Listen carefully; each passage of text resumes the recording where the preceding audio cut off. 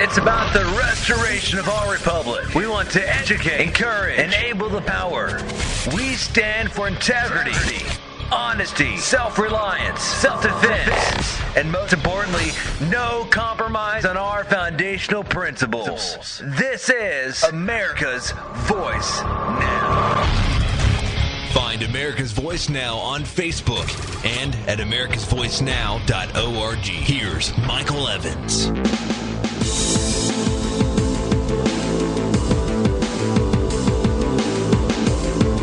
Good morning, America. You're listening to America's Voice Now. My name is Michael Evans. I'll be your host this morning. Appreciate you riding along with us for today. If you're catching us live on our streaming website, I appreciate that. Thank you very much.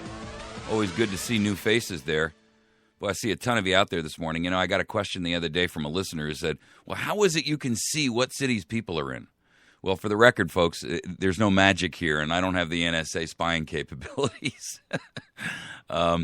Basically, your internet provider, when you get an IP address assigned to your modem, it recognizes the city you're from. So I can sit here and I can look at a map and I can see that Afton is watching, Huntington, Fort Walton Beach, Baltimore, and a few others. So basically, there's no magic here. These are basic analytics that are capable for any website. As you know, I build websites for a living, and so it's a basic tool that I use. There's no magic there, and I can't tell who you are. I can only see what city you're in.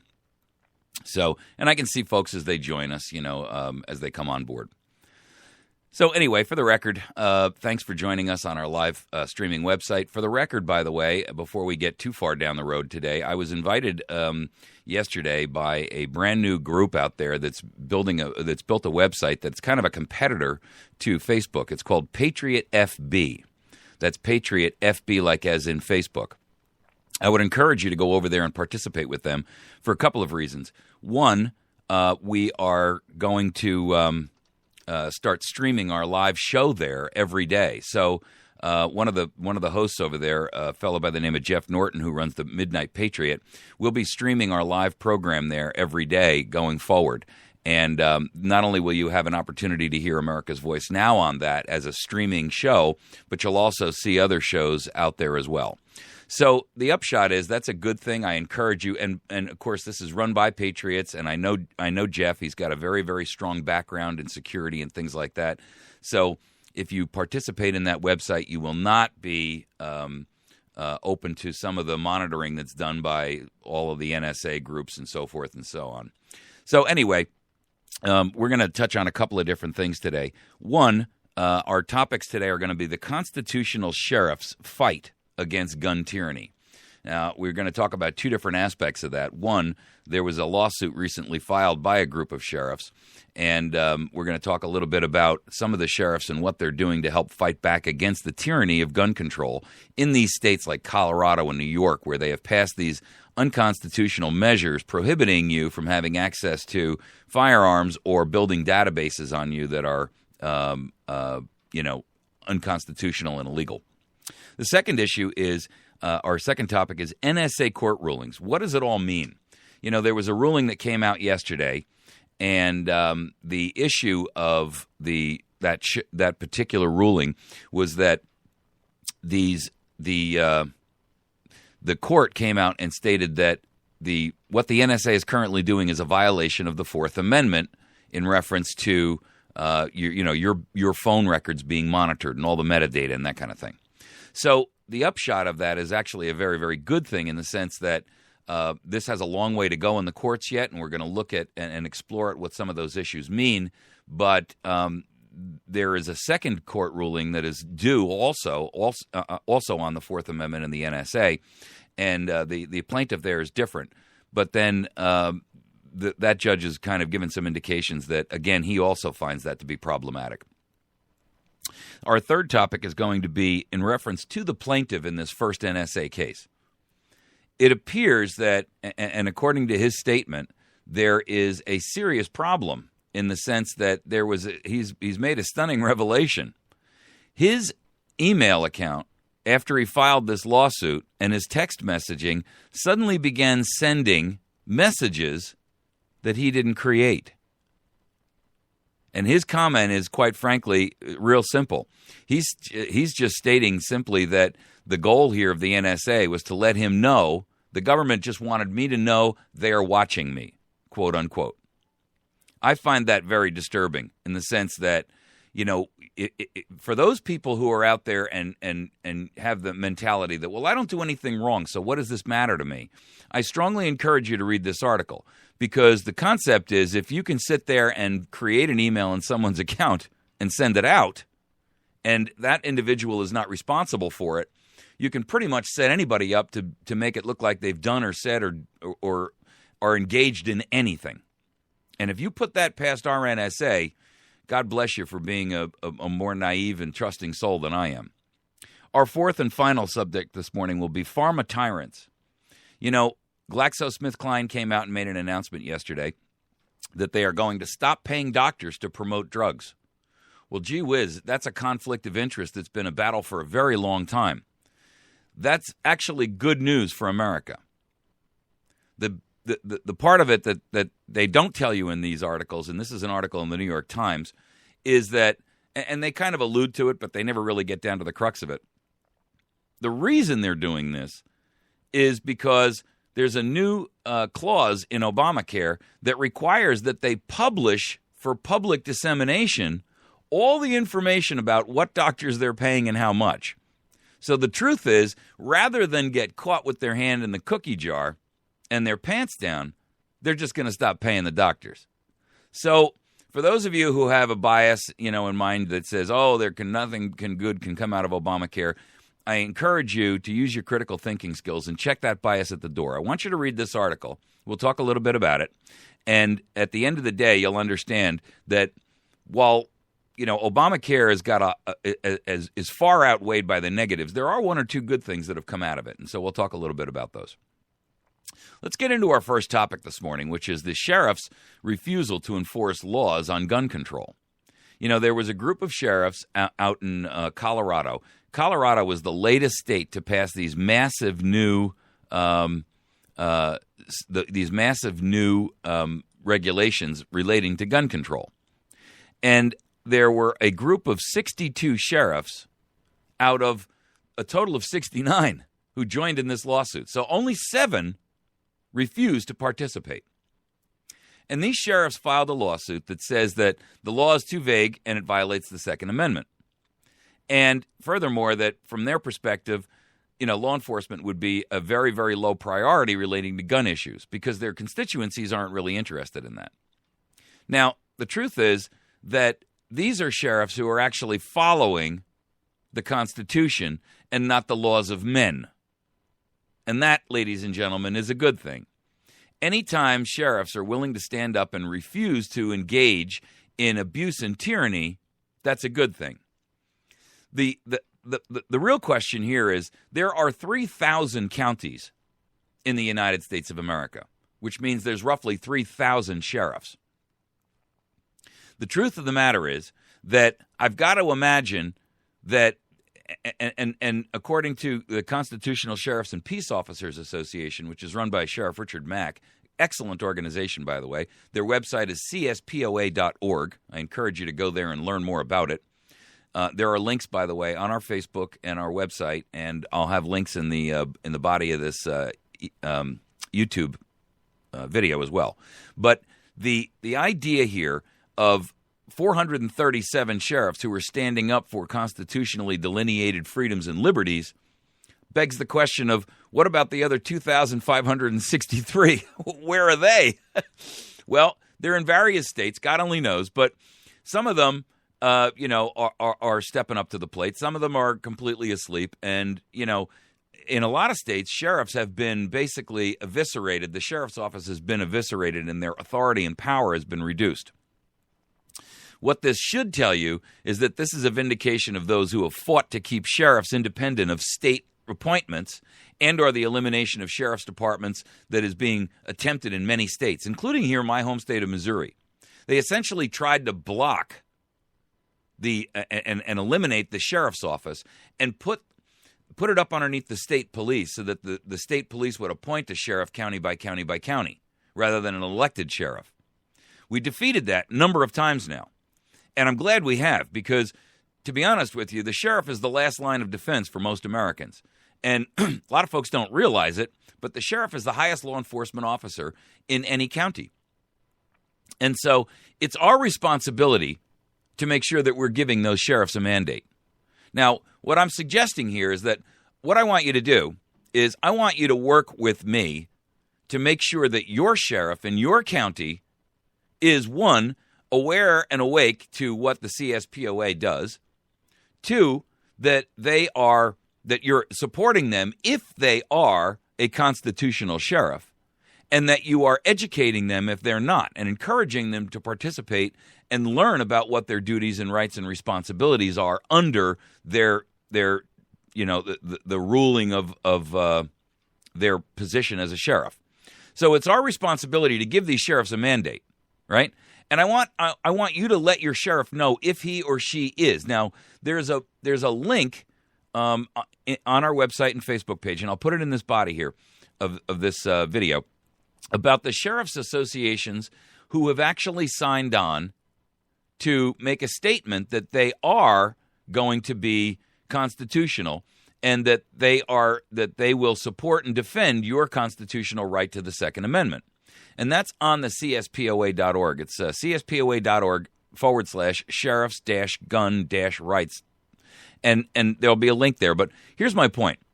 The sheriffs who are listed here are those who are supporting it. And there's a state-by-state breakout. So you can look in your state and see if your county sheriff has signed this petition and signed the link and agreed to be a fair and reasonable representative of you when it comes to constitutional rights of your Second Amendment. The other website that they offer is the Redcoat list. This is a list of sheriffs who have denounced the CSPOA letter and said, stop sending me this garbage. Now, what I want you to do is if your sheriff is not on list A, like a Chinese menu, I want you to go over and look at list B and find out if your sheriff's on there.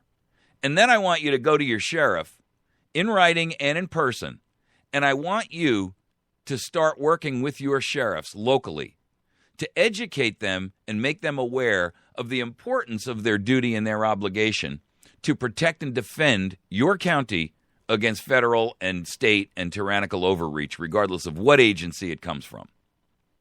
The truth of the matter is, we're seeing a wholesale onslaught against gun rights. And it's important that we end this before it gets too much further down the road. Now, just to bring this into stark contrast, this year, coming up in 2014, a new law is going into effect in California. California. I always refer to it as California. And if you live in California and you love your state, I get it. But I got to tell you, the concept of how California operates is so far from the reality of what the Constitution says. There is no other state that has more innocuous and liberal progressive mentality and enforcement of unconstitutional mandates than California. And, there's that old adage that as goes California, so goes the country. Well, with all due respect, we don't want most of what California is doing throughout the rest of the country. Here in the Midwest, we decry it. Now, this new law goes into effect, and it's going to create a state database on all firearms sold, not just handguns. Prior to this, it was only handguns. Now it's going to be any firearm at all. Long gun, short gun, makes no difference. And here's the problem. One, there are federal regulations that bar the federal government from building a database. Now, let's not delude ourselves into thinking that if the NSA is willing to listen into our phone calls, that they're not also building a database. They are. But the truth of the matter is that there are prohibitions against it.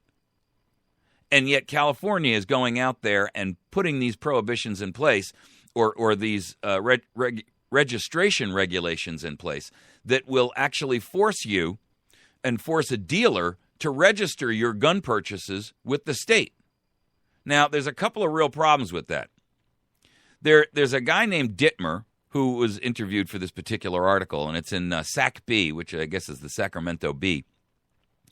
And he states in there, it won't affect me personally because I do abide by all the laws. Well, I got to tell you, Mr. Dittmer, and I appreciate what you're trying to say there, but I think the concern that I have with that kind of a statement is that I don't consider it to be I don't laud the attribute that I'm a solid, loyal, tax-paying citizen. Because to me, that's anathema to liberty and freedom. You see, your rights and your rights under the Constitution and your rights to life, liberty, property, and the pursuit of your happiness exceed the rules and the regulations that are placed upon you by tyrants. And to sit and say that, well, I'm a law-abiding citizen, I'm not saying I go out and break the law, and I'm not suggesting that you do. What I'm saying to you is that civil disobedience has been the precursor of every great mass change in all of history.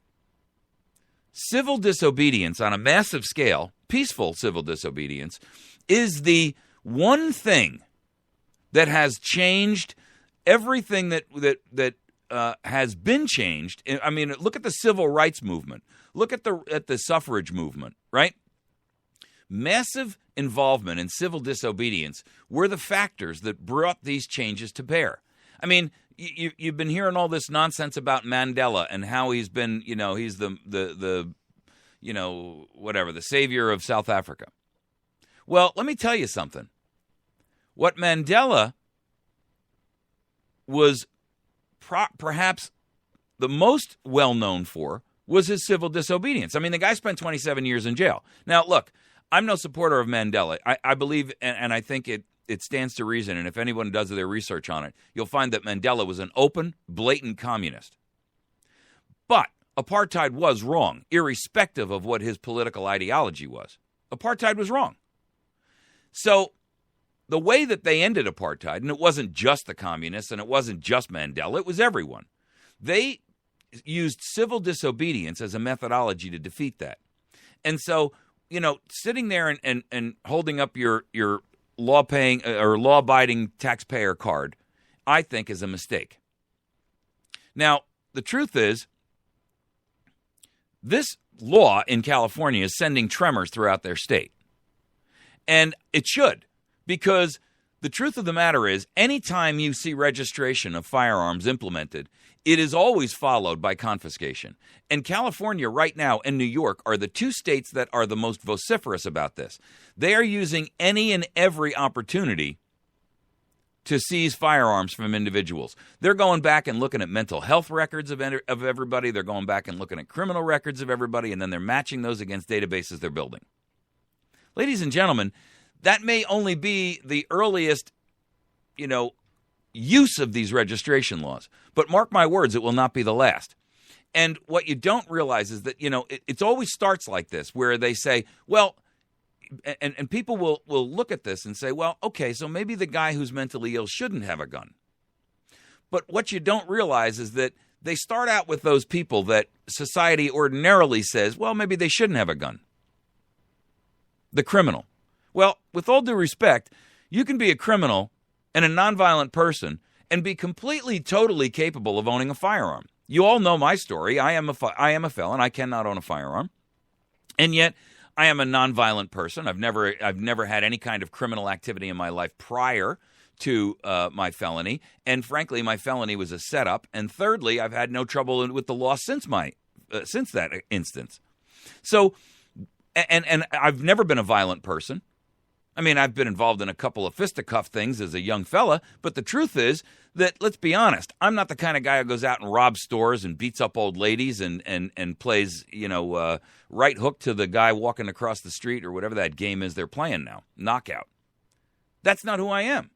So why am I prohibited from owning a firearm? Why is somebody who in their 20s or their late teens who got caught with, an ounce of weed back in 1985 barred here in 2013 from owning a firearm when they have completely changed their life? They've got a job and a wife and a house and kids, and they've got and they pay their taxes, and they participate and contribute to society. They've got a great job. and that person is barred from owning a firearm. Not to mention the fact that so is everyone in his household. You see, the idea of felony and barring a felon means that it's not just the felon who's barred, it's everyone in that felon's household. Because when that felon is labeled that way, no one in the household can own a firearm because he cannot be in proximity of a firearm in his premise. That's the law. So it doesn't just bar me from owning a firearm, it bars my wife, it bars my children. No one can own a firearm and still live in the same house as me. And ladies and gentlemen, that is an abuse of their Second Amendment right, even if you believe that mine should be barred. So for those people who stand on the law and order argument, I would argue that there are plenty of reasons why. I'm not against saying that a guy who's robbed a bank with a gun should never be allowed to own a gun again. But I am saying that there are many, many, many more nonviolent felons out there who really should not be prohibited. And there are many people out there who have a mental health history that are being prohibited and or having their guns seized in places like California and New York that shouldn't be. Because someone went through a divorce or a death in their family and sought mental help. Help does not necessarily mean that person should be precluded from owning a firearm. I mean, there are many instances in our lives when we may go through a depressing period where we go seek mental health. And the truth of the matter is, when you sit there and say that by seeking mental health, you, with foreknowledge, are barring yourself from ever owning a firearm, it's going to have the opposite effect. People who truthfully do need the help will avoid seeking it because they don't want their Second Amendment rights prohibited. And so I find this whole thing to be frankly, the opposite, have the opposite effect of what it should.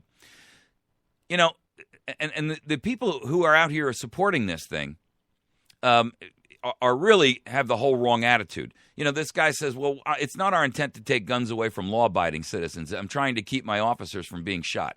Listen, with all due respect, let's be honest. That's not a real risk here. And you are trying to take them away from law-abiding citizens. The truth is, everybody knows, and the evidence is empirical.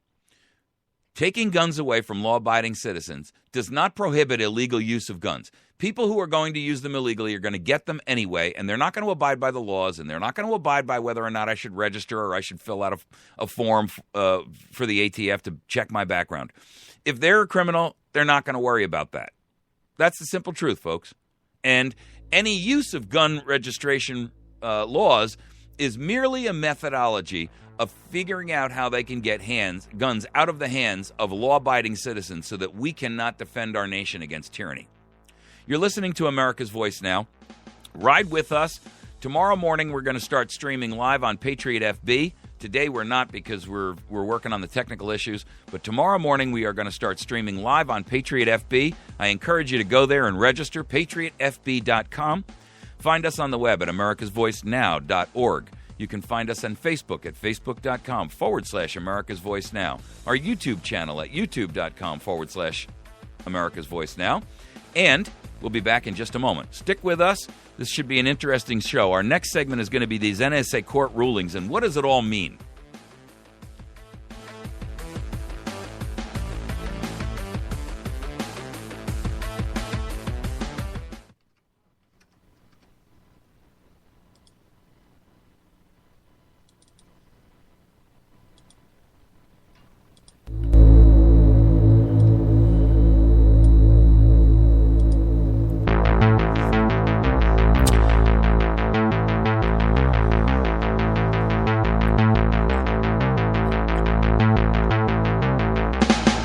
All right.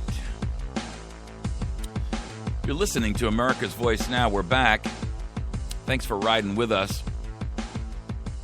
If you're listening to us on 99.3, Big Country 99, the Rooster Radio, welcome to the show. We're glad that you guys have joined us. We're here every night from midnight till 2. Happy to have you on board. You also can find our information by locally visiting us on our website and our Facebook pages. You know, those guys over at 99.3 are a great crew, and I'm really, really pleased that they're carrying AVN.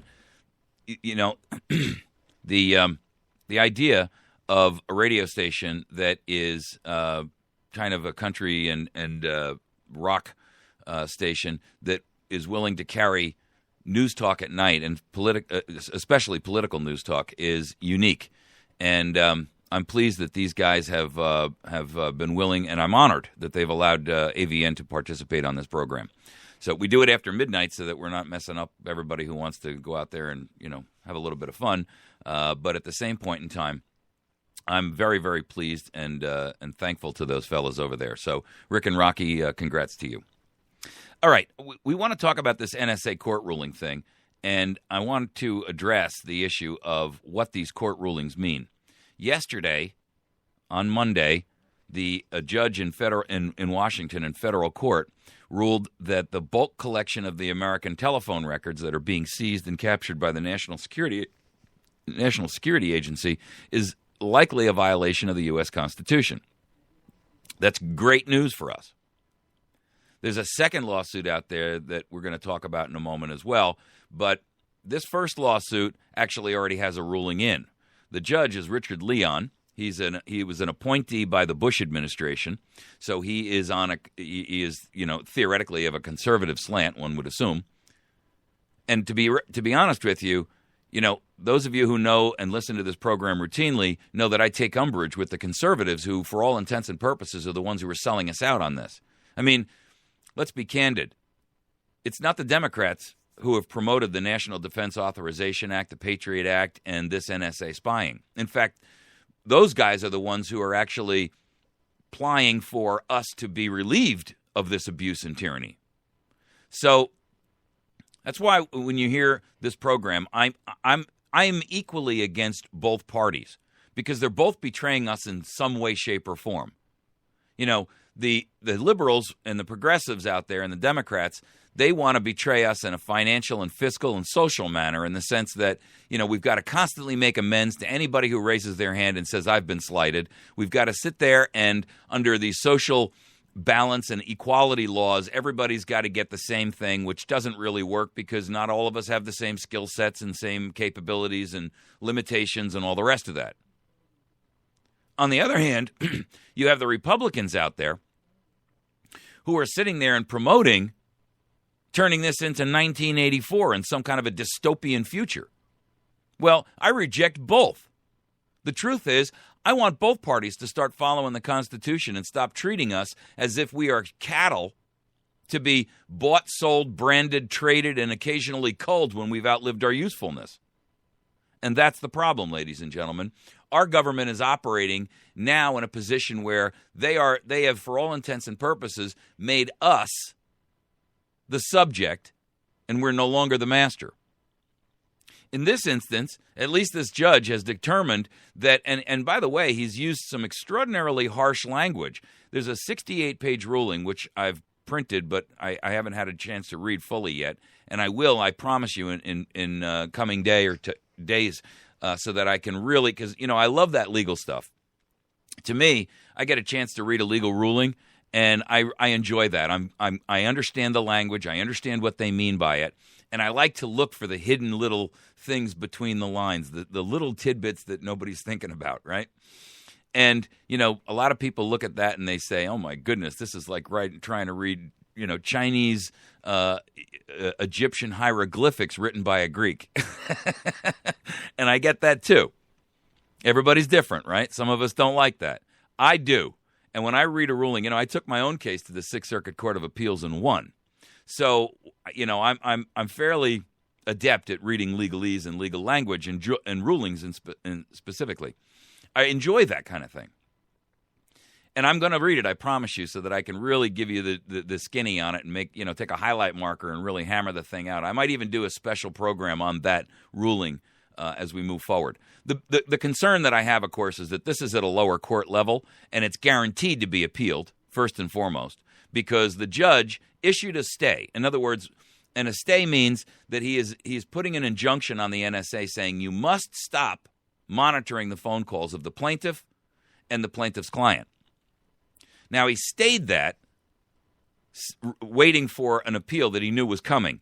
And he knows that this is going to go to the next highest court, which is the appellate level. And then after the appellate level comes the last stop, which is SCOTUS, right? Supreme Court of the United States.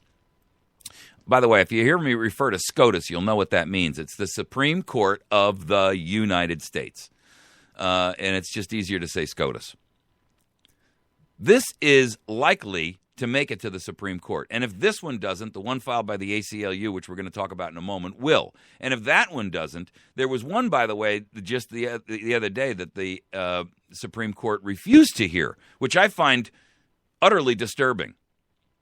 And the reason I find that disturbing is because that confirms for us that the Supreme Court is or should not be construed and considered to be the final arbiter of our rights under the Constitution.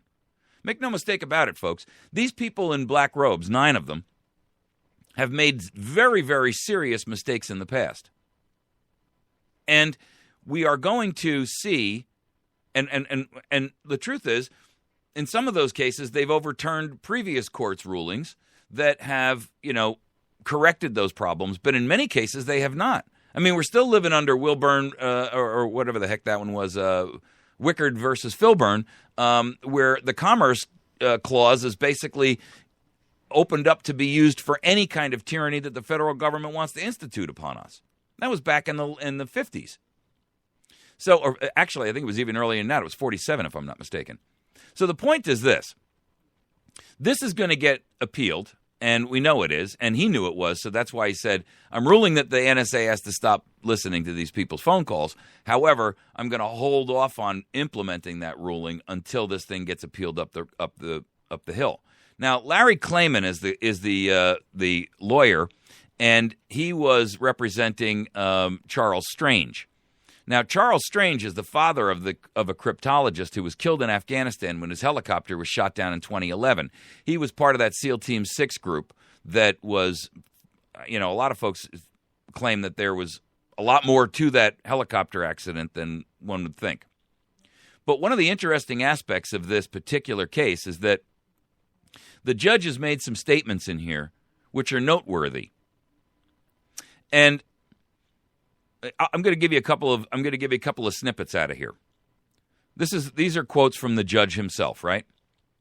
The government does not cite a single case in which the analysis of the NSA's bulk metadata collection actually stopped an imminent terrorist attack. Wow. Much to the dismay, I'm sure, of the NSA, that's a factual statement.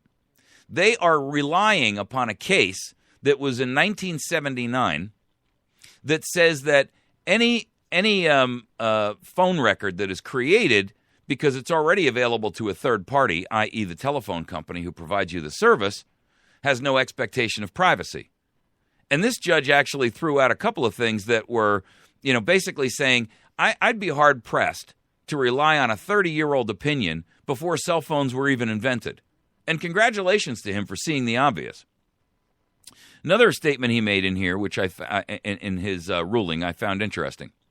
Plaintiffs have a substantial likelihood of showing that their privacy interests outweigh the government's interest in collecting and analyzing bulk telephony metadata, and therefore the NSA's bulk collection program is indeed an unreasonable search under the Fourth Amendment. Now, the truth is that these lawsuits are necessary. By the way, one of the stunning allegations that came out of this particular one, and we're going to talk about this in our next segment, but I want you to recognize that what was happening here. Larry Klayman, who's the attorney here, this is very, very interesting. He came out the other day in WND in an interview, and Larry Klayman, the WND commentary contributor and the founder of Judicial Watch and more recently Freedom Watch, told WorldNet Daily that once his allegations that the federal government was violating the Constitution with its watch every call strategy hit the courts, he noticed problems with his email. Listen to this. Quote, people began receiving from me emails that I had never sent, says Klayman. The government just wanted me to know They are watching me. I got to tell you, we're going to talk more about this, but that's a very disturbing thing. For those people who are out there sitting there and saying to themselves, well, I don't do anything wrong. What do I care if the NSA is listening in on my phone calls and reading my email and following my text messaging? What are they going to get? A bunch of I love you honeys and can you get milk and eggs and butter? Stop right there. If the NSA has access into your system and they can read all your emails, it stands to reason that they can also create them. And so if they need evidence against you and they need to manufacture some, don't put it past these people to do that, folks. I'm living proof of the fact that they can and do. So I'm telling you right now, if you make the mistake of thinking that that's something that you don't have to worry about, I beg to differ with you. Now, I just want to jump back to the story a moment because Judge Leon, in his decision, I told you this was a pretty scathing decision, right? 68 pages. It's a long decision. But he also wrote, I cannot imagine a more indiscriminate and arbitrary invasion than this systematic and high-tech collection and retention of personal data on virtually every single citizen for purposes of querying it and analyzing it without judicial approval. Wow. That's a pretty stunning admission. He also went on to say, the ubiquity of phones has dramatically altered the quantity of information that is now available. And more importantly, what that information can tell the government about people's lives. I cannot possibly navigate these uncharted Fourth Amendment waters using as my North Star a case that predates the rise of cell phones. You see, the truth of the matter is, folks, if you really want to talk about courts, this exposes one of the biggest scams going, and that is that courts utilize precedent to rule on cases. Well, the truth of the matter is, in a case like this, no court should be relying on a precedent for a case that's unrelated to this case. And they do. I mean, they hinge their arguments on the slenderest of spider webs and the most tenuous connections to say, well, this means that. The truth of the matter is, in court, de novo is a principle, and that's the Latin phrase for to look at first look. And all cases, by all courts, should never be ruled on based on precedent from a prior case, because that case is not the same case. And they almost always take these precedents and pull them out of context and misuse them. The truth is, every case before any court should always be looked at de novo on the constitutional basis for which it exists. In other words, there's no reason to go back to a case from 1979 that says that this guy's phone calls and 2 days' worth of his phone calls could be pulled up from his phone record to convict him of murder or whatever the heck it was. If you really want to understand what this means, go back and look at the actual Constitution and go back and look at what the founders had to say about privacy. And that's your answer, sir. That's your answer, gentlemen. That's your answer, ladies. That's your answer, court judges. You don't sit there and rule on precedent by some previous court, assuming automatically that court was right. I would rather see you go back and look at the judicial precedents of what the founders said. How are you going to sit there and tell me that some judge who ruled in 1979 was more cognizant of constitutional liberties and freedoms than the founders themselves? Why don't you base your ruling on the foundation that the Constitution was built upon and the words of those people who actually wrote it? One, the Constitution and the wording within it itself. Secondarily, those words that were used to express and explain to the public what the Constitution was about. Those are the Federalist and the Anti-Federalist Papers. And they almost exclusively will deal with issues within the Constitution because those documents were both written by the founders, and there's a series of documents. Those documents were written by the founders to express and explain to the general population what this new Constitution thing was and what it meant. And to sit there and take precedent from a ruling that occurred in the 30s or the 40s or even 1800s and say that takes precedence over the intent of the founders, which can be found in their writings themselves, is a mistake. Now, I'll grant you, if you can't find a specific connection to the founders' writings, then you can maybe look at court at the weight of a previous court ruling. But the truth of the matter is, the vast majority of the weight in a ruling like this should not be based on a precedent. It should be based on the actual Constitution and the founders' intentions. That, ladies and gentlemen, is real constitutional law, not this mockery they put before us that says, well, you know, a judge ruled in 1936. I don't really care what that judge ruled. How do we know he was right? And that case wasn't relevant to this case. Not to mention the fact that arguing, and I got to tell you, the position of arguing that a case from 1979 that was in a criminal matter is vastly different than the case of saying that gives you plausible excuse to go out and monitor every American's phone calls. The use of the phone monitoring in that particular case was to identify who this individual was communicating with and to prove that he had pre-planned the crime. This is something completely different. And you can't sit there and draw a tenuous thread between those two and say, that gives me the right to do this. Right now, we're going to see this case get appealed. The second federal case that's out there is by the ACLU, and that particular case is going to be heard on Friday. I'm sorry, that was last Friday. They heard it. We're waiting for the judge's ruling in this one. Now, he didn't set a time frame for when he's going to announce his decision, but you know, I'm sure we'll see it in the next couple of weeks or whatever. Maybe even sooner than that. We may see it in the next 24 hours. I mean, there's no guarantee one way or the other. The ruling from both of these courts, because they're lower courts, are guaranteed to be appealed by the government because they have unlimited resources, and we know that, you know, they're gonna push this up the hill.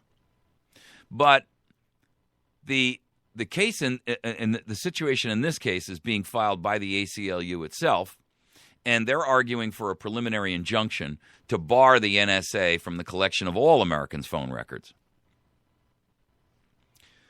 So, the question is, some of these cases have actually made it in here, right? The landmark ruling that they're utilizing was called Smith versus Maryland, and it was in 1979. And I found that particular, and here's why I tell you that the connection is extraordinarily tenuous. That was a criminal defendant's case. In other words, the guy was accused of committing a crime. And because of that, he didn't have a reasonable expectation of privacy over the list of the people that he had on his, or the phone numbers that he had dialed within that 2-day period that they were trying to prove that, you know, he had pre-planned or masterminded this crime. It is the one aspect, and that is the one case that both of these cases are hinging on. In other words, the government is hanging its hat on Smith versus Maryland. Well, let me tell you, that's a pretty tenuous connection to basically abuse the Fourth Amendment liberties of every American who hasn't yet been accused of anything.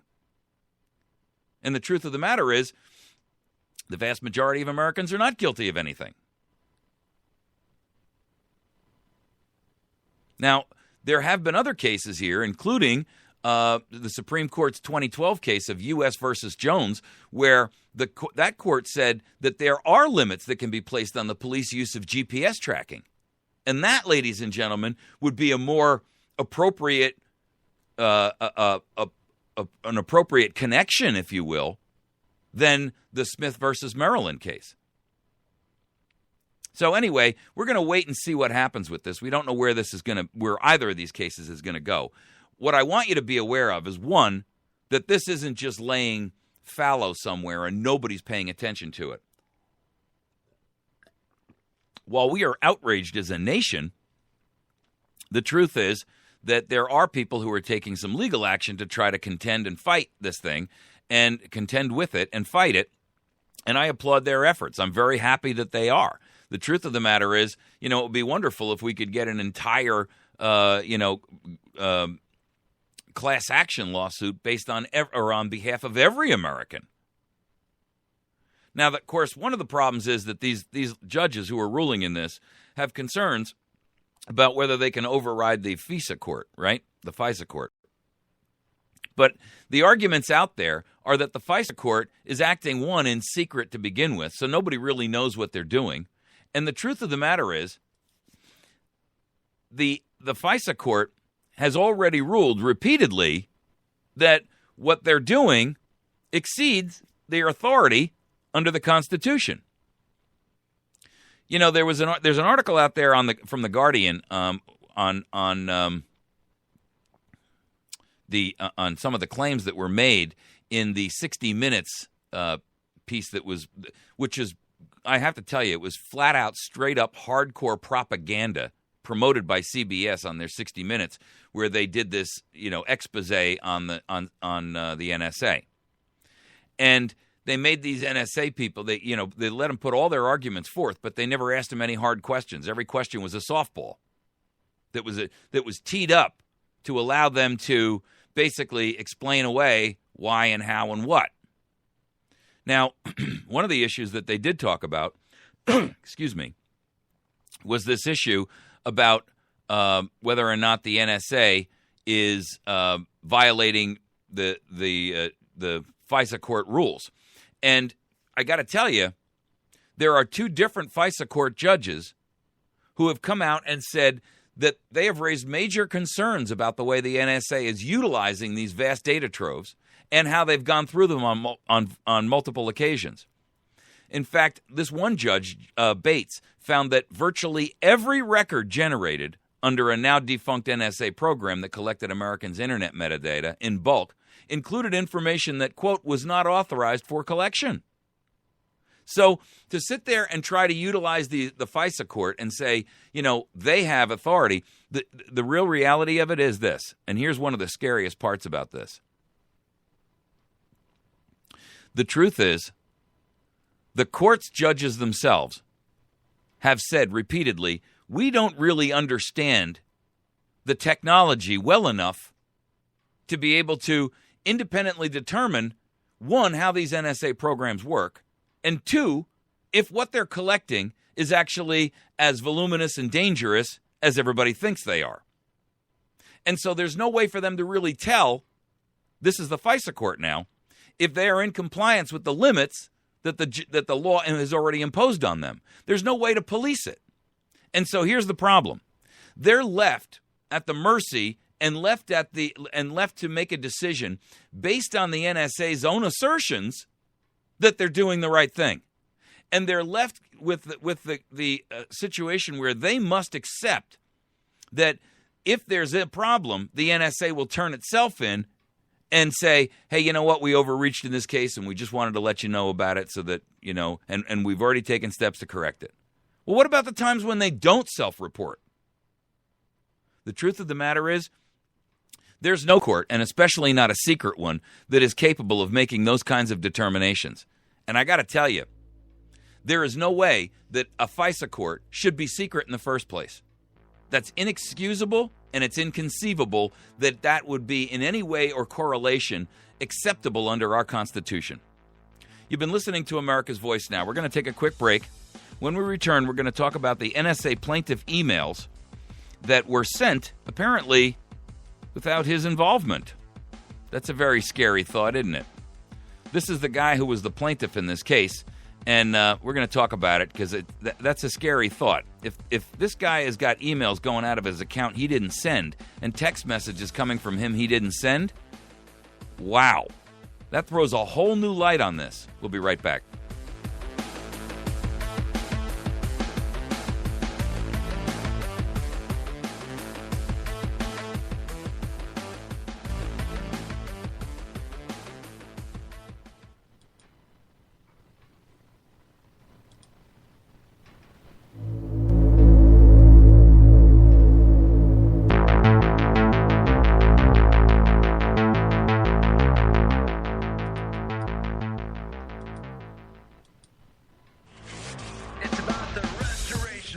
Republic. We want to educate, encourage, enable the power.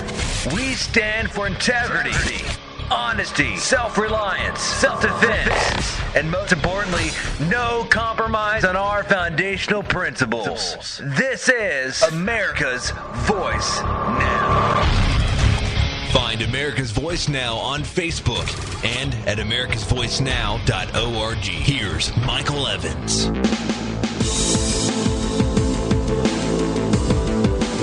Good morning, America. You're listening to America's Voice Now. My name is Michael Evans. I am your host. We're in our third segment today on December 17th. It's a Tuesday. Glad to have you on board. If you're streaming with us on our website, thank you for doing so. Appreciate you. A couple of quick announcements.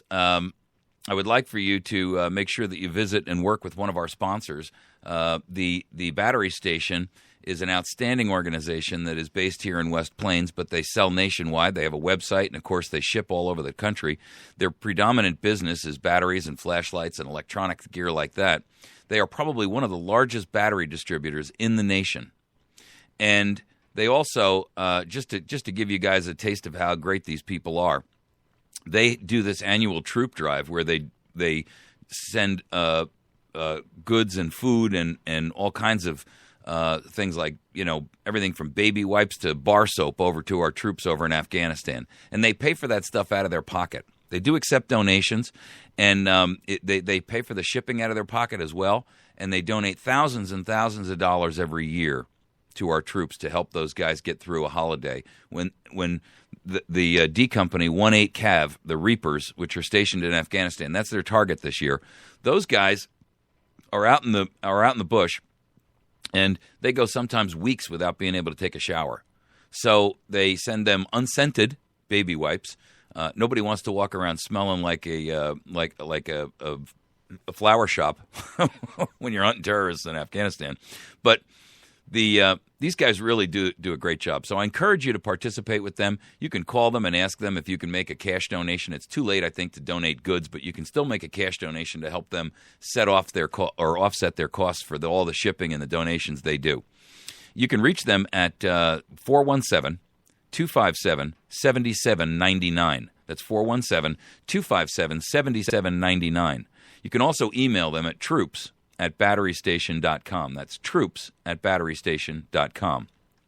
They're located at 303 Washington Avenue in West Plains, and they are an outstanding store. They not only carry batteries and electronics and things like that, but they also have all kinds of gear, like they've got some backpacks and mole gear and rifle cases and freeze-dried food. And by the way, Kevin's pricing on freeze-dried food blows away anything else you can get anywhere else.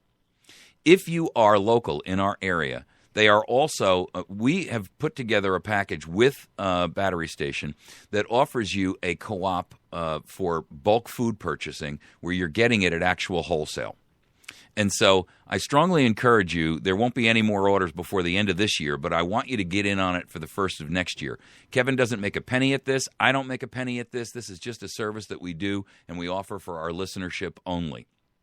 What you have to do is go over to Battery Station, just walk in and ask anybody behind the counter, can I see the co-op food list? They'll hand you a 3-ring binder. You can fill out that co-op list, buy whatever you want. I mean, you're talking about bulk food purchasing now, right? So you're buying a 50-pound bag of rice, or you're buying a 50-pound bag of flour or wheat or sugar or corn or whatever it is that you want. This is all bulk size stuff. And so I have to tell you, though, we've had listeners that have told us that they've actually compared what they were able to purchase through our co-op against what they would have spent had it been at a retail store, and their savings were anywhere between 40 and 50%. So, ladies and gentlemen, don't make the mistake of ignoring this opportunity for you. This is something we really spent a lot of time and effort to put together, and I applaud Kevin for being a patriot, the owner of Battery Station. He's a great guy. And this is a project we've put together that you can participate in. It's the America's Voice Now Food Co-op. And basically you're buying wholesale bulk goods at wholesale pricing. You can't beat that with a lead stick, folks. I mean, you can't find this pricing anywhere out there. So it's only open to our listeners. We don't give out a list or anything like that. You got to go there to take a look at the list because that's the only way we can do it. And if you want more details, you can ask them when you get there. But the point is simply this. Make sure that you go to Battery Station and you work with them, to make sure that you're doing your preparing and your bulk food purchasing. Even if you're not a prepper.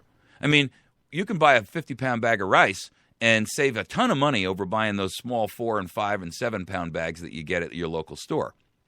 It's the same thing, folks. And you're saving, anywhere between 40 and 50%. You're going to use it anyway. So, and if you're not a prepper and you think, all that prepper nonsense is for the paranoid, well, guess what? If we're wrong, the worst that can happen is you eat it. I mean, realistically, that's the worst that can happen. You eat it.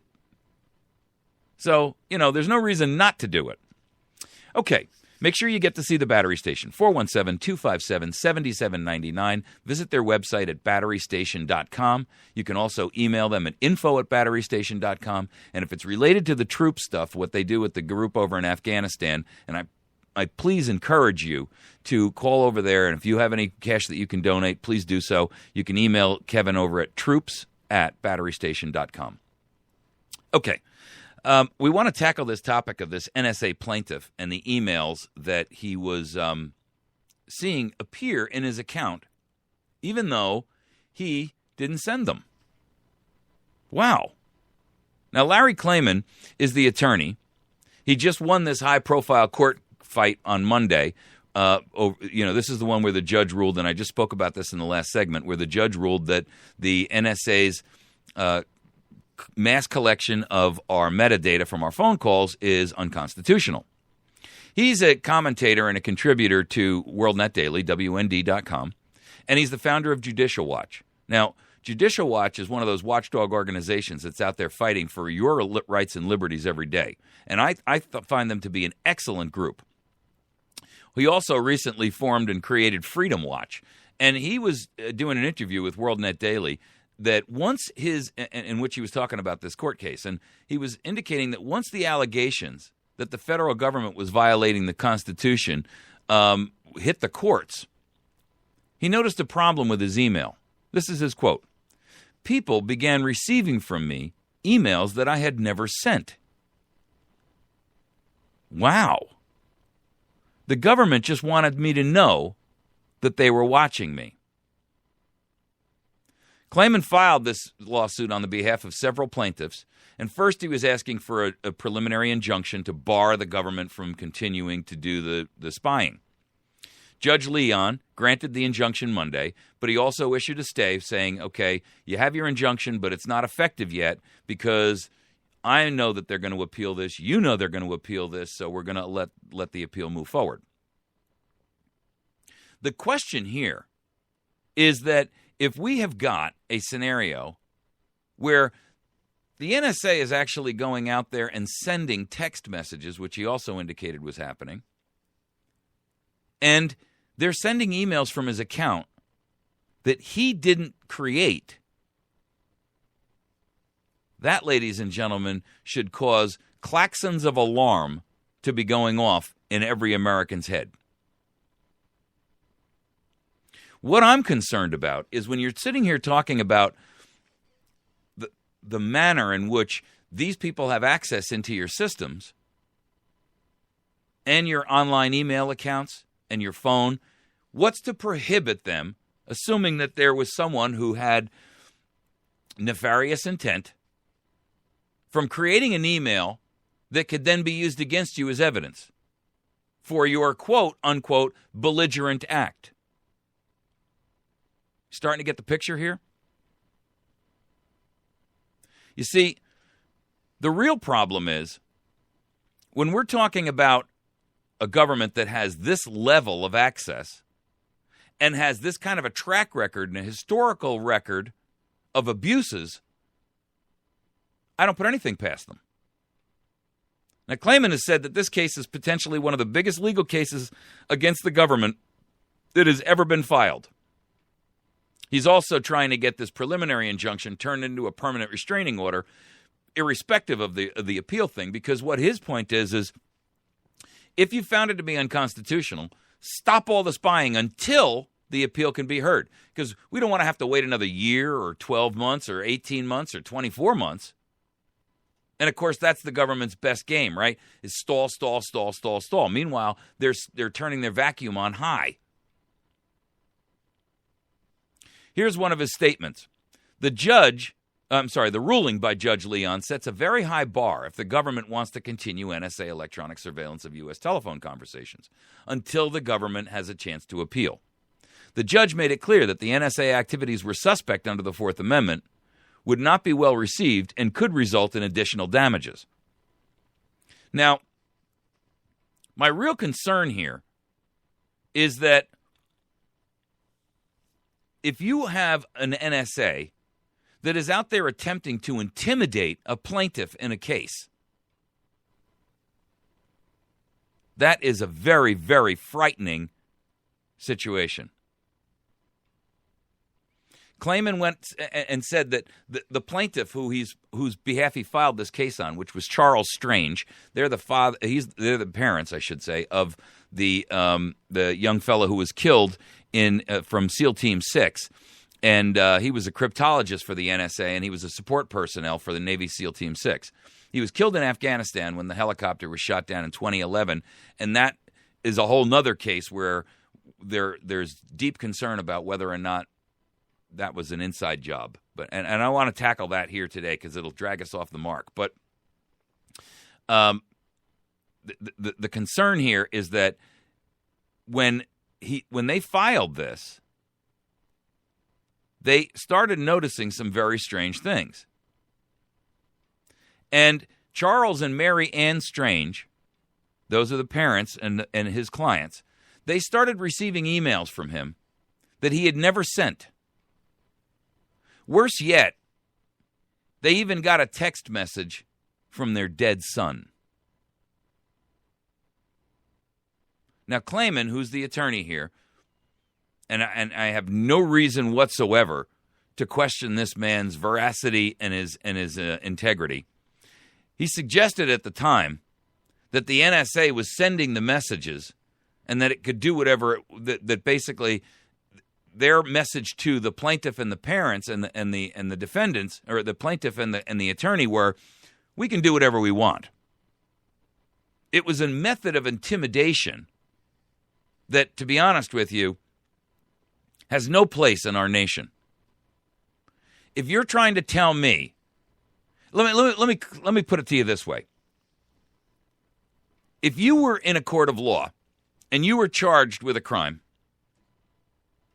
and you made contact with the person who was the witness to your crime, and you attempted to intimidate that witness, that in and of itself is a crime that can land you in prison for a very, very long time, and rightly so. Intimidating and threatening witnesses to try to coerce them to be silent or to cease and desist from the activity which they're engaging in, and for the government to be responsible for that, is beyond criminal.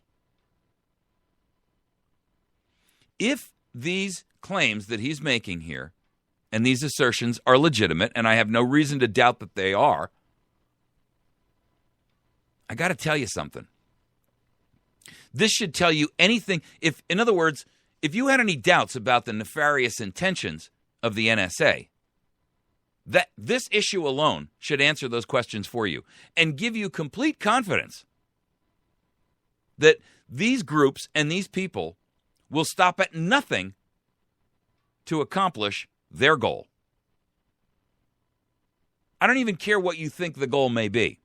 What I am trying to tell you and what I'm trying to express to you here is that this is such a dangerous precedent. This is such a dangerous circumstance. When you have a government that is stooping to go out there and send information on behalf of the attorney in a case to the client of that attorney in an effort to intimidate the attorney and his client to get them to cease and desist from this legal activity, ladies and gentlemen, that is not bordering on tyranny. That is bordering on all-out lawlessness.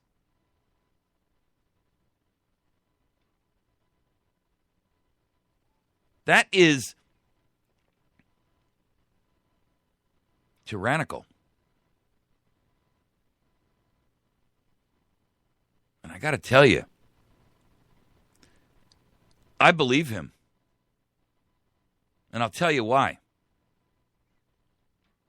This is a guy, first and foremost, who is well respected in the general community. I mean, first of all, he's a commentary contributor to WorldNet Daily in the first place. The second issue is he's the founder and the creator of Judicial Watch. And I happen to know that organization, and I'm very confident in Judicial Watch's integrity. And he's also, more recently, the creator of Freedom Watch. Now, I'll grant you, these groups are, all of these groups, for argument's sake, are intent on, fighting back against government tyranny. But I don't have for a moment, in my mind for a moment a doubt that if this guy says they were creating emails and text messages on his behalf and sending them to his client in an effort to intimidate them both, that was actually happening.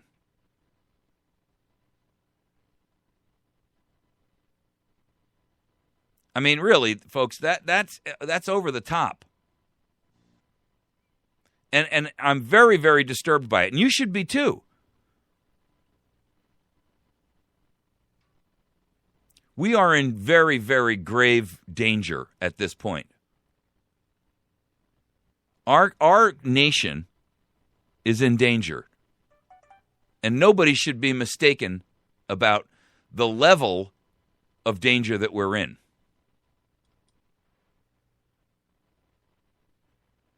The truth is, when we're talking about this level of tyranny and abuse, one has to wonder and question what are the issues that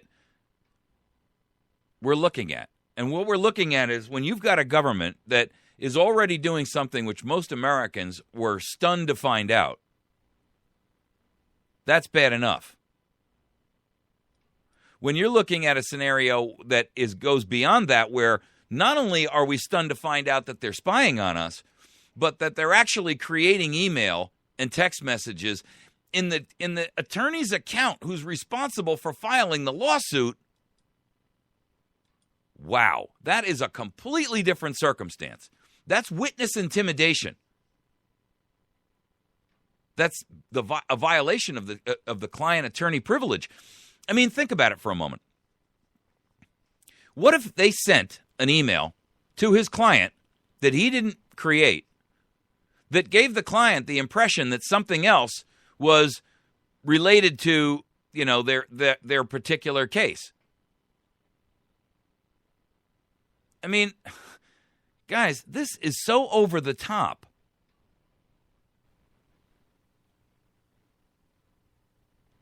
I'm really very, very deeply concerned. This aspect is even worse to me than the actual spying itself. Because what this tells us is that there's a brand new threshold here. What this proves to us is that there is a new level of aggression by this government against the people of the United States. What this tells us is that it's now a shooting war, so to speak, quote unquote. And I don't mean a literal shooting war. I mean, when they are actually, this is not passive activity now. This is not passive activity on the part of the NSA to defend themselves. This is a forward aggressive movement in an attempt to change the tone and the tenor of a court case, to intimidate those people who are involved in that case. Not even the witnesses. These are the actual plaintiffs.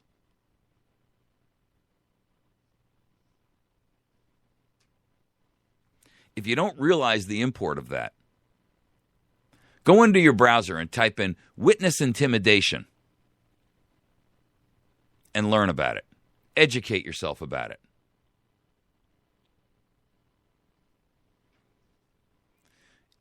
he says that they were trying to intimidate him, and he says, this is his quote, "People began receiving from me emails that I had never sent. The government just wanted me to know they were watching me," suggesting harassment over his work. Well, I'll tell you what, I consider it a lot more than harassment. That's not harassment. That is intimidation, which is a completely different animal.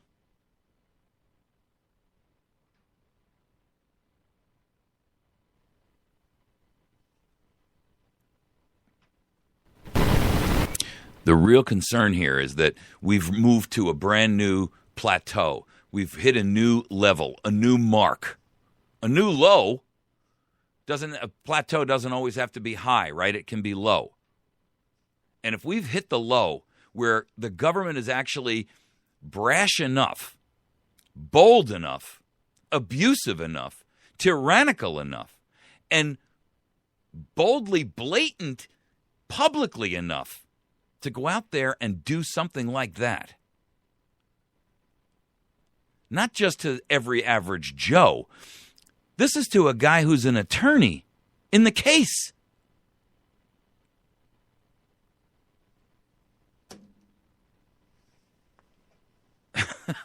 Folks, that means there's no more rules.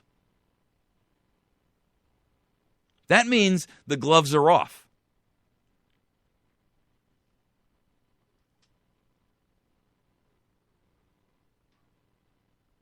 I'm trying to reach him because I want him on the show. I want to talk to him about this. And I'm going to send him this video as the motivator to ask him to come on.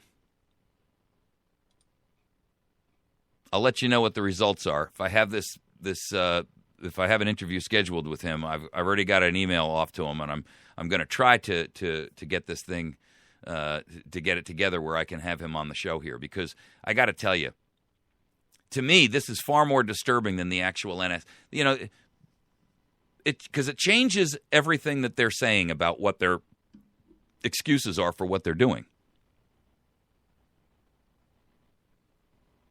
They're trying to stay on the moral high ground. But if you're intimidating the attorney and the plaintiff in a lawsuit, there's no moral high ground there, folk. None. All right, you're listening to America's Voice. We're going to take a break. When we come back, we're going to talk about a new ruling that may actually have you cheer Obamacare. Nah, can't be, right? Yes, it can. I want you to put your critical thinking hat on. I want you to put your bias away. Check it at the door. And we're going to tackle this topic here. Pharma tyrants get stung by Obamacare. Something that Obamacare has done for you that's actually a positive. You can find us on the web at americasvoicenow.org. You can also find us on our Facebook page at facebook.com/America's Voice Now. And then you can also find our YouTube channel at youtube.com/America's Voice Now. And on our brand new outlet called patriotfb.com, that's a Facebook clone that looks just like Facebook, but it's Patriots only. We'll be right back.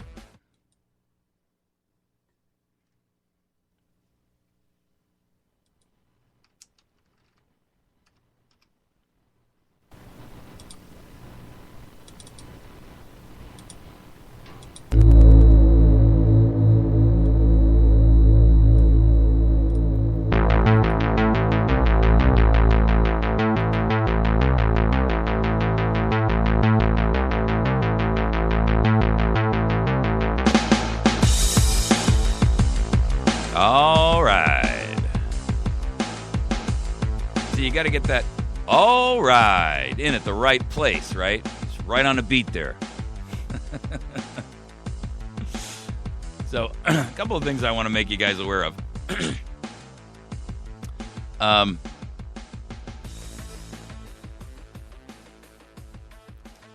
One, there's a brand new website out there called Patriot FB, and it's for Patriots only. It's kind of like a Facebook clone, and I've been invited by them to participate and to work with them to stream America's Voice Now live over their programming every day on that. So it'll be kind of like streaming on Facebook. It's going to be Patriots only, and you're invited to participate and join. There's a bunch of folks that have already joined. They've just put these servers up, and I think you'll find out that this is a great opportunity for you to meet like-minded folk without all the censorship that goes on Facebook and that kind of thing. So make yourselves available to that, or avail yourself of the opportunity. You'll be able to listen to AVN Stream there on audio, and I'm working with them to try to do a video thing as well. We're just going to have to take it in baby steps, one step at a time. But I think the opportunity is there for you to participate in that. It'll give us another outlet where other folks who have not heard of AVN before can find us, and I'm appreciative and honored to be invited to participate in that. So tomorrow we will start streaming live. We're working out some issues today, technological issues, and we'll hopefully be streaming live tomorrow morning. Okay, I wanted to hit on this issue of a story that's in the New York Times. It's very interesting because there's very few things that I can point to the Obamacare regulations and say, well, that's a good thing. And don't misunderstand me, and don't think, oh my goodness, he's turning into a Obamacare supporter. Not hardly. Actually, there's some irony in this, in the sense that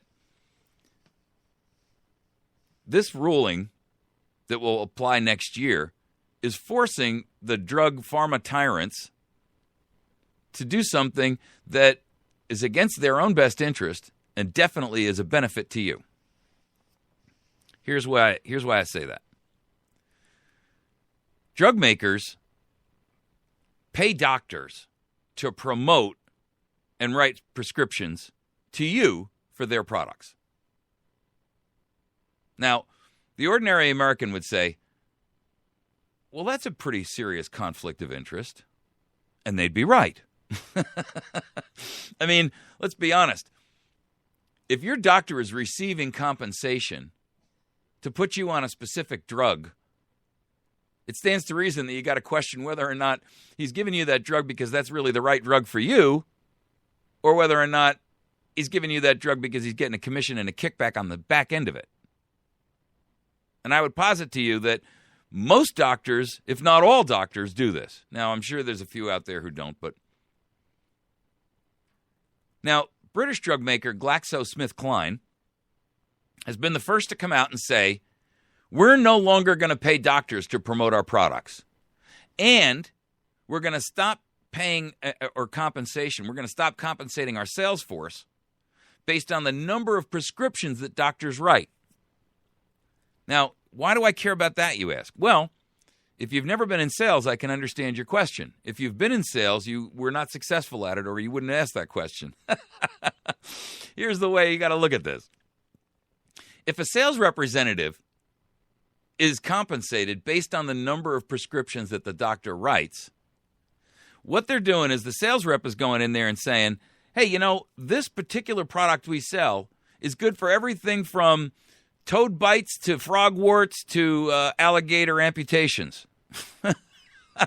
Oh, and by the way, it's good for syphilis and gonorrhea too. You see, they're overprescribing drugs that are not intended for these things because the sales rep comes in and says, hey, while we were doing a study about this, which this drug is really for hypertension, we also found that, it helps you to lose weight. So the doctor says, oh, it helps you to lose weight? Okay.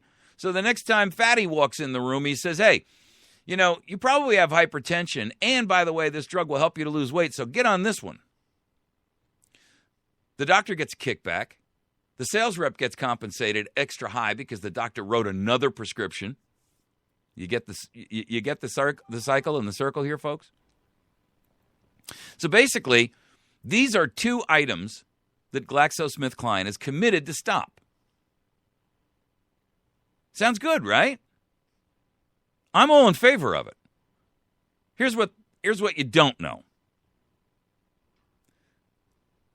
next year, under Obamacare, and by the way, it's interesting the way that the New York Times interweaves this into the story because it's the motivating factor for why this is happening, but they're kind of, they don't really want to point it out too loudly. The real reason they're doing this, folks, is because under Obamacare, they are required to publish on the internet for everybody in the world to see what doctors they've been paying and how much. Aha. Now the truth outs. Now we get it. So the real issue here is not so much that GlaxoSmithKline has decided to be altruistic. The real problem is they don't want the world to know how much they're paying and to whom. Nor do the doctors want the general public or their patients to recognize that they've been on the list of payees. What that tells us is that in typical order, we've got these scenarios where these medical professionals are out there and they're being compensated for the creation of these products, or not the creation, but the distribution and the selling of these products. And the real, you got to admit, it's insulting to say the least, to say that it took this level of regulation to break the back of something that was a clear and obvious conflict of interest and should never have been accepted in the first place, either by ethical practicing doctors or an ethical oversight organization. The truth is, you should hear the excuses that are in this article from the guy from Glaxo. Andrew Whitty, and I think his last name is a little relevant here because wait until you hear the way he tries to couch why they're doing this. He says, we're doing this to try and make sure we stay in step with how the world is changing. Translation. We're doing this because if we have to publish this information and the world sees how much we pay in compensation and they see how much their local doctor is receiving from us, we're going to have a revolt and a riot on our hands. And everybody's going to wonder, why am I paying $3 or $9 or $20 or $250 per pill when you're paying the doctor $25 or $75 or $100 per pill to prescribe it? No wonder. I know, that was my translation. He goes on to say, we keep asking ourselves, are there different ways, more effective ways of operating than perhaps the ways we as an industry have been operating over the past 30 or 40 years? Ay, ay, ay, ay, ay. The New York Times prints this as if that's laudable. Well, there's another reason, by the way, that they're doing this. It's not just related only to Obamacare, although that's a major part of it. They've just been sued and found guilty, by the way, in China for doing the same thing. But over there was a penalty of $10.1 billion. No, I'm sorry. That's their sales. Excuse me. I gave you the wrong number there. There's been a penalty in China for them doing the same thing over there. I'll have to find that specific number of what their penalty was. They hide this in the article, New York Times is great at this, boy. They really are wordsmiths. That's why you got to read this stuff with critical thinking skills and eyes, because I encourage you to read things like this because I want you to recognize that what you're seeing in the media is usually only half-truths. That is the truth.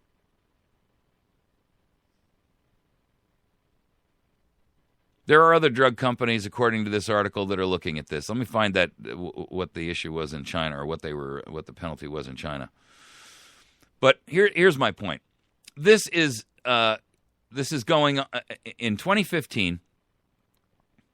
They're not going to compensate sales reps based on the number of prescriptions written, and Okay, that was it. They're paying $3 billion in fines for marketing drugs for unapproved use in China. So recognize what's going on here. One, the ruling in China shows that they're doing this. In other words, they are marketing drugs for unapproved use. So, to use my earlier example, you got a hypertension problem, and the drug is tested and sold for hypertension. But one of the side effects is that, it might have some other effect on some other issue, like keeping your sugar down, as an example. Or maybe it, and I'm no epidemiologist and I'm no doctor, so I may not be able to draw you the best analogy for this, but I think you get the idea. And the doctor says, well, we can start prescribing it for that too then. Well, nobody's taking into account the side effects of a lot of these drugs. And to be honest with you, anytime you've got a conflict of interest where your doctor is actually making a decision on what drug to put you on based on how much he's getting paid for it, that's changing the nature of, one, the health care you're receiving, and two, it's changing the nature of whether or not your doctor is as trustworthy as you thought he was. I mean, I don't really want my doctor to sit there and say to me, I'm going to put you on this drug because it's the best drug for you, when he knows really it's not. But he's become, for every prescription he writes, he gets an extra $50. That's not right.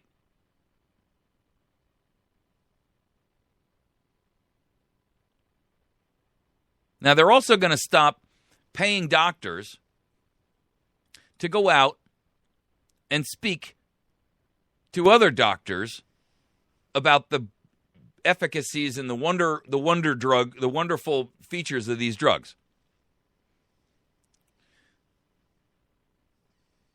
Basically, what they do is they hold these symposiums, and in China, they were actually paying doctors to go to them. That's one of the things that they found in China was a problem. Here in the United States, that's prohibited. You're not allowed to do that. You can't pay for the doctor to go. So what they were doing, however, was paying a doctor to go stand in front of a bunch of other doctors and explain the benefits of this drug. And they were paying the doctor to do the speech. Very serious money, folks.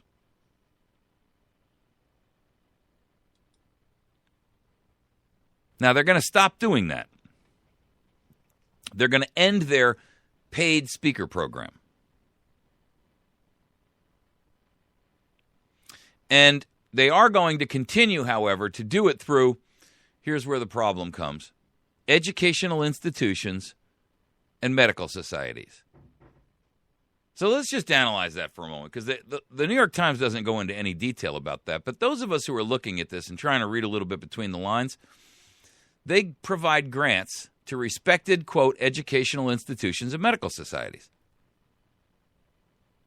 So what you're trying to tell me, if I'm thinking about this for more than just the 2 seconds it takes me to read that particular segment, is that you're going to medical colleges and you're going to the American Medical Association and the American Pediatrics Association and blah, blah, blah, blah, blah, blah, blah. And you're paying them to promote the drug to their membership or their students. Isn't that a conflict of interest as well? Do you want your medical student in university to be taught that this particular drug is the best drug to solve that problem, when in fact it really may not be, but GlaxoSmithKline or Pfizer or, Pick'em Squibb has paid that university to pump their drug? I want the student to learn all the options, not just those that are the highest paid. Don't you? And I don't want the American Medical Association to become a shill for drug companies. Well, not become, to continue to be a shill. Because they did say right here in the article, they intended, while the details are still being worked out, the company intended to provide such grants to respected institutions and medical societies. I'd like to look for those sorts of partners, and I do not envision those partners being companies or pseudo-companies, says Whitty.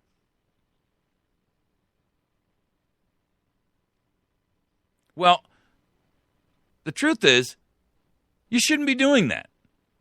I mean, your product should either stand on its own because it is so wonderful, or it shouldn't. But if you're paying people, and look, you know, I'm just looking at this from the real world standpoint of somebody who doesn't already know and hasn't already spoken to you about the fact that the vast majority of these drugs have long-term ramifications that nobody's ever even considered.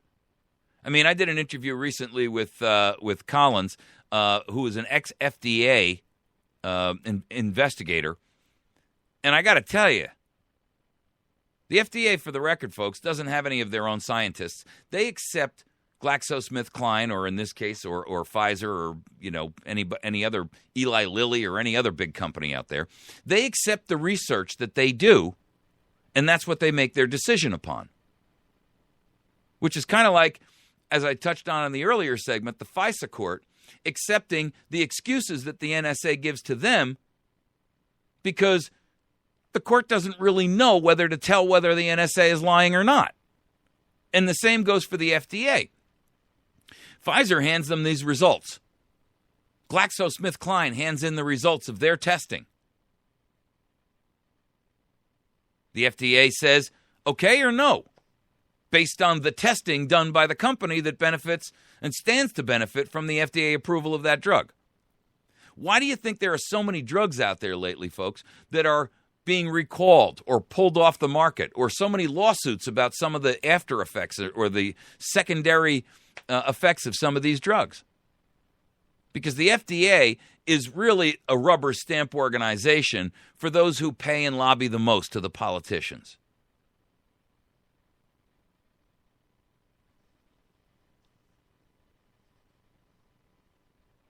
The truth is, I'm just approaching this on this one aspect. I can find a lot to talk about with Big Pharma, and I call them Pharma Tyrants. There's Pharma Tyrants, there's Agri Tyrants, yeah. But the simple truth is that there is so much conflict of interest in all of these interactions that this should define for you what fascism looks like. How did he go there, you say? Well, fascism, as a political application, is a merger of corporate and government interests. And when corporations influence government to the point where their interests are aligned at the expense of the people that government is intended and supposedly designed to protect, then you no longer have a government of liberty. You have a government in tyranny. And this has been going on for a long time, folks. And it's not just agri-tyrants. It's not just pharma tyrants. It's lots of these different organizations. The unions are in the same boat. They're influencing government to an extraordinary extent. Why? How? By lobbying. They pay congressmen to do their bidding. You see, what you have to recognize is that we've essentially become, our government has become an enforcement arm for corporatism. I used to have a blog called Corporatocracy, because what we experience now, and that's why I constantly use the term fascism. We're not seeing socialism. We're not seeing communism. We're seeing fascism. Because a corporatocracy, unlike an aristocracy, an aristocracy is hereditary moneyed folks that are it's more like a monarchy. But in this case, a corporatocracy is one in which our corporations pretty much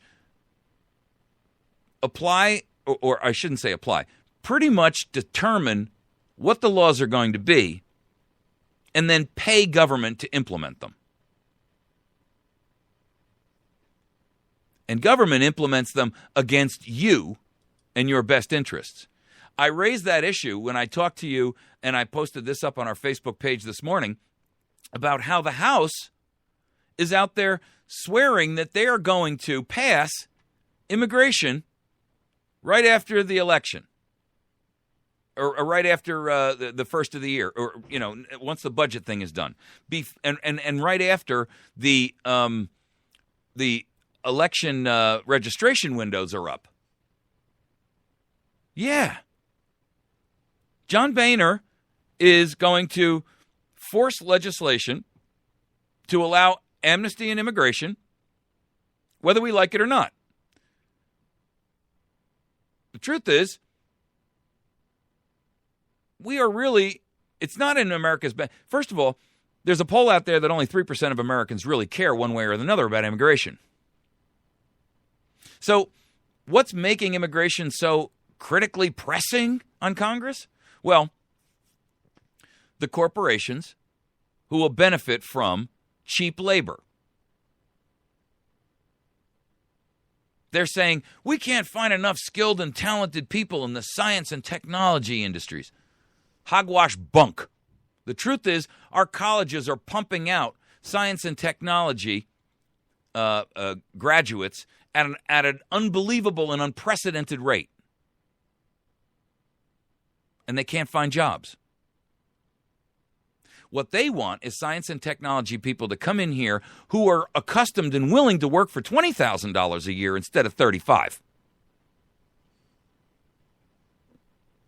And these are the same technology companies that are firing Americans by the thousands and then screaming, we can't find enough qualified help.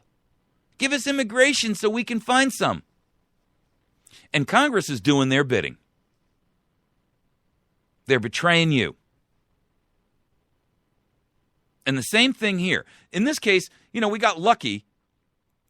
This Obamacare regulation that would force these people to publicly expose how much they're paying their doctors, to shill for them and write you a prescription that really you could be better served maybe by something else, was the motivator here. So this is the law of unintended consequences. It's an unintended consequence that actually benefits you in this particular instance. But the truth is, the vast majority of the unintended consequences that we experience every day from government are not in your best interest. They may be unintended to us, but from their perspective, they're fully intended.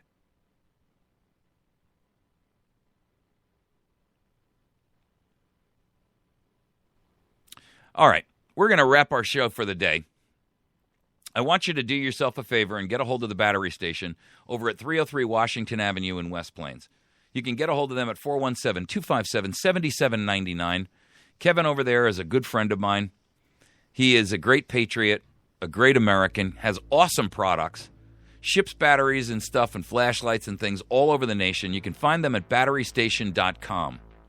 Also visit our new friends over at patriotfb.com. That's Patriot FB, like Facebook, Foxtrot Bravo, Patriot FB, and sign up as a new member, and you will have an opportunity there to meet other patriots, and also, in addition to that, you'll also have an opportunity to catch AVN streaming live there every morning, audio only, of course. We're working on the video part, but we're not there yet. You can find us on the web at americasvoicenow.org. You can also find us on facebook.com/America's Voice Now. Please hit the like button. And then you can also find us on our YouTube channel at youtube.com/America's Voice Now. You all have a great day. We will see you tomorrow morning, bright and early, 8 a.m. Central.